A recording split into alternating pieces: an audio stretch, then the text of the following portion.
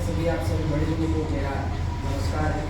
और आचार्य जी को देख के बहुत बहुत साधुवाद कि उन्होंने मेरे ये शॉर्ट टर्म के कहने पे उन्होंने इतना अच्छा एक प्रोग्राम कर दिया और आप सब लोगों को मैं लेके आ पाया। मेरा नाम विकास सिंह है, मैं बेसिकली रामपुर पुलिया का रहने वाला हूँ और मैंने BA किया हुआ है लखनऊ से। मैं एक MNC कंपनी वगैरह में काम कर रहा था, बट मुझे लगा कि मैं वहाँ फिट नहीं बैठता हूँ, क्योंकि मेरा जो थीम था, ये जो मेरा सोच था, मैं उस कॉर्पोरेट कल्चर में फिट नहीं बैठ पा रहा था। मुझे लगा कि मैं गांव देहात का की माटी का लड़का हूँ, माँ माटी और मानुष की मैं बात करूँ वो मेरे लिए थोड़ा बेहतर होता। तो मैं एक ऐसा इस क्षेत्र के लिए कहे या उन तमाम लोगों के लिए मैं एक स्कॉलरशिप के थ्रू आप सब लोग से जुड़ने का प्रयास कर रहा हूँ। और 2 मिनट में भगवान राम को लेके हम जिज्ञासावान और शिक्षा में ये जो गोष्ठी हमने रखा है, मेन ये है कि अगर भगवान राम जब अयोध्या में थे तो वो एक महाराजा के रूप में जाने जाते हैं, लेकिन जब वो जंगल में गए तो पुरुषोत्तम राम के रूप में जाने जाएंगे।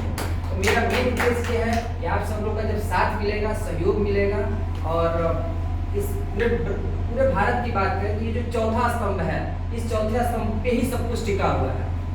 अगर शासक अगर भ्रष्ट हो जाए तो जनता थोड़ा कम बोलेगी, लेकिन आप ज्यादा बोलते हैं तो जनता आपकी आवाज शासक जब भ्रष्ट होगा तो भले लोग न बोल पाए, हो सकता है कि हम किसी पार्टी की विचारधारा को मानते हैं, उस वजह से न बोल पा रहे हो, लेकिन आप जब बोलते हैं तो हम पार्टी विशेष धारा को छोड़ के हम बढ़ते हैं। हम बचपन में जब देखते थे कि राष्ट्रीय सहारा, अमर उजाला, ये सब चीजों में जब हम लोग का रोल नंबर वगैरह आता था, जब हम पास होते थे, वो जो गौरवान्वित का पल था, आज इंटरनेट ने वो सब कुछ हमसे छीन लिया है।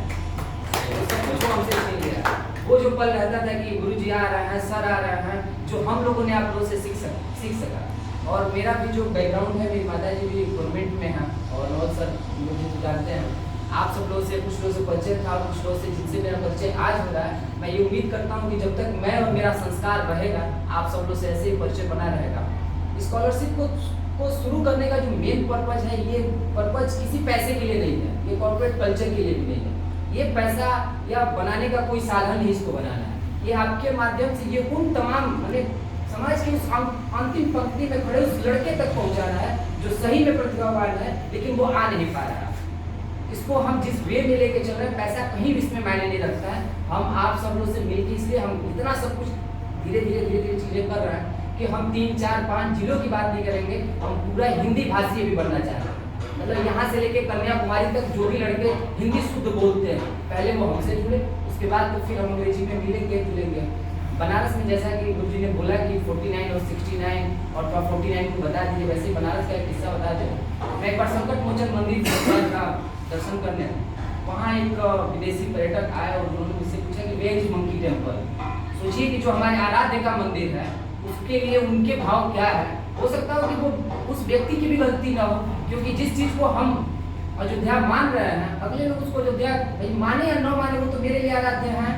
उनका जन्म किस रूम में हुआ, कैसे हुआ, क्या हुआ, इन चीजों को सोच के अगर हम नचिकेता की तरह अगर जिज्ञासावान बन गए होते तो शायद हमें भी ब्रह्मा और भगवान के बारे में मालूम हो गया होता।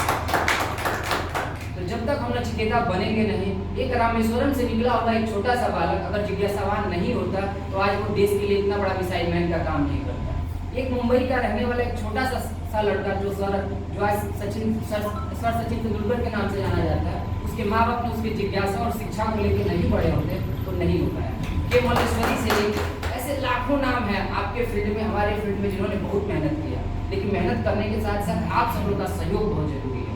तो आप लोग से एक बार हाथ जोड़ के विनम्र निवेदन है कि आप हमारी इस बात को, चीज को थोड़ा सा समाज में आप अपने लेवल पे फैलाइए, चीजें बताइए कि हम लोग जो काम कर रहे हैं कैसे कर रहे हैं। इसी के साथ आप सब